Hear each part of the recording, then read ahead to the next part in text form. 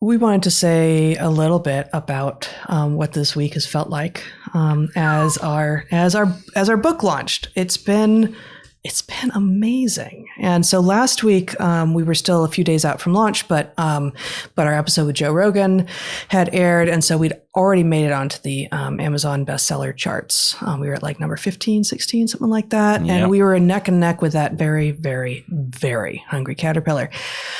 He remains insatiable, I believe, as far as I can tell. And I know you guys have been waiting for the update on how the caterpillar is doing.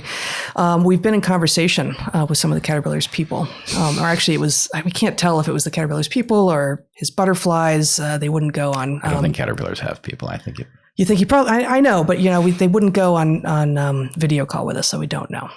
But we're tentatively moving towards a detente with the caterpillar, and we're even hoping for a collaboration in the future, possibly. And I was thinking, we haven't actually talked about this, but something along the lines of maybe the caterpillar who feels like he's growing but isn't, and that's better for everyone.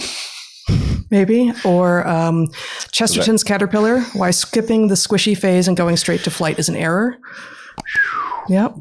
That's all I got at the moment as the possible collaboration between very hunter-gatherer's guide lessons for to the hungry caterpillar. Interesting. Yes. All right, cool. I'm going to have to mull that over. I had not actually thought. Oh, maybe you weren't present on those calls? No. Okay, no, I wasn't. Yeah, it was just me trying to figure out those people or butterflies I'm talking to. Right. Figure it out. Okay.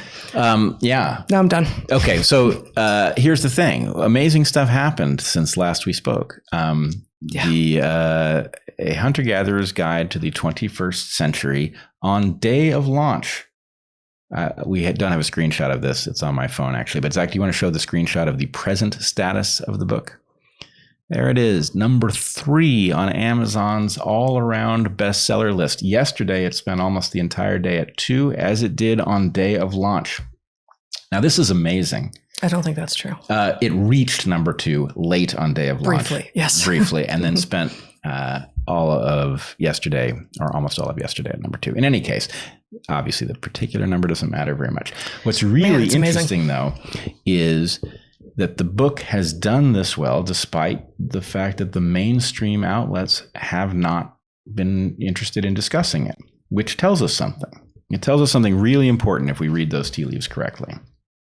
Because what has driven this is podcast world, right? That's where this book has been talked about. And it has been really interesting enough to people that they have ordered it in large numbers. In fact, Amazon is out of them. There are more coming. They're sold out.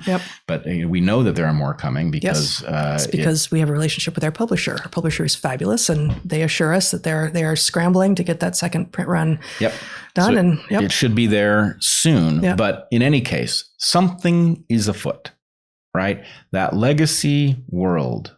Right. The legacy world, which is usually the place in which books have been discussed and in which books are made and broken and all of that stuff.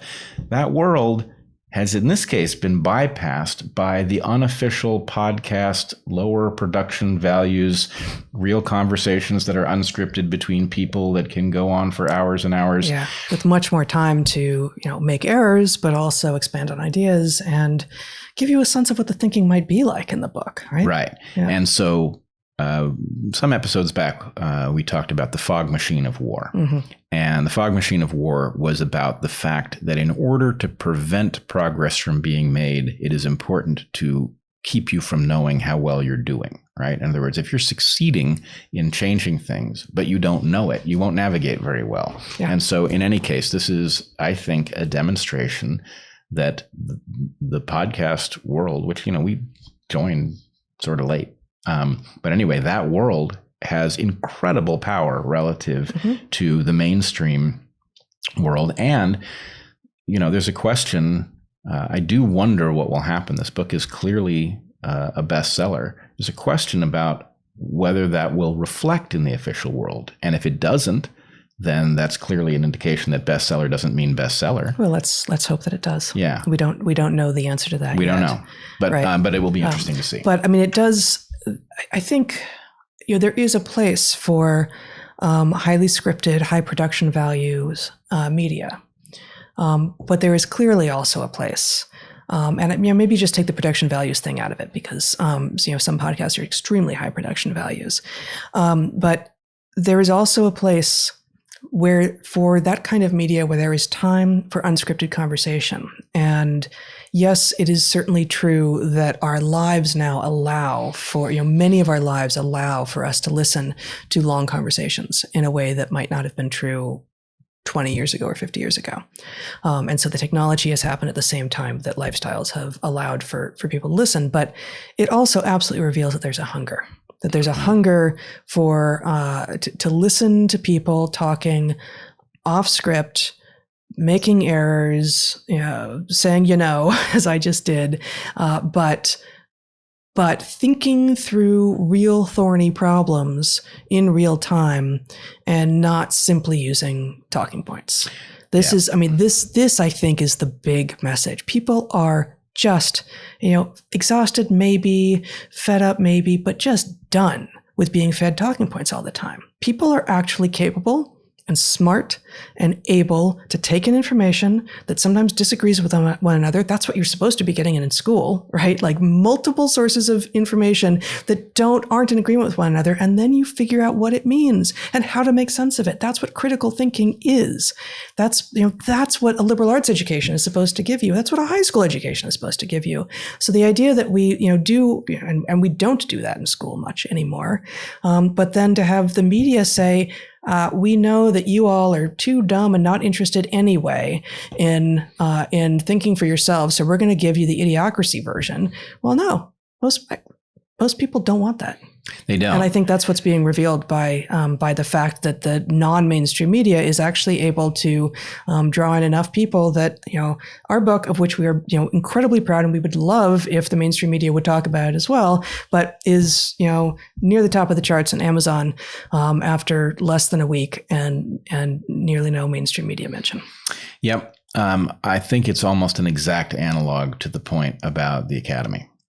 Right. Because what happened, and, we know some of the early pioneers in the podcast space, but what happened was people who were fed up with the garbage that was coming over their screens were bold enough and visionary enough to put something onto those screens that they knew couldn't compete. And, I'll say again, it's the production values, and even the high production value stuff that we see, the discussions, because they're free flowing, aren't scripted. As you point out, right. Shows up all the time. People make errors. They go back. It's not like, the evening news on the teleprompter, right? It's not like the edited book review in the Times. It's a different kind of mechanism. It's much more human and authentic, almost by definition.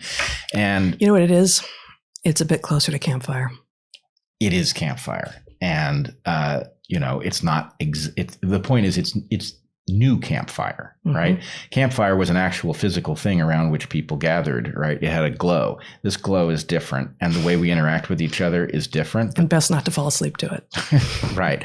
But, I guess the point is, A, it's a little bit Game B, isn't it? And B, it's a lot like what has to happen with the Academy. And it's a pity, because the Academy is so many of the elements, even still, of the Academy are top notch. The production values are great, right? They've got marvelous real estate. It sends exactly the right message. Their libraries are full of books, some of them even good, right?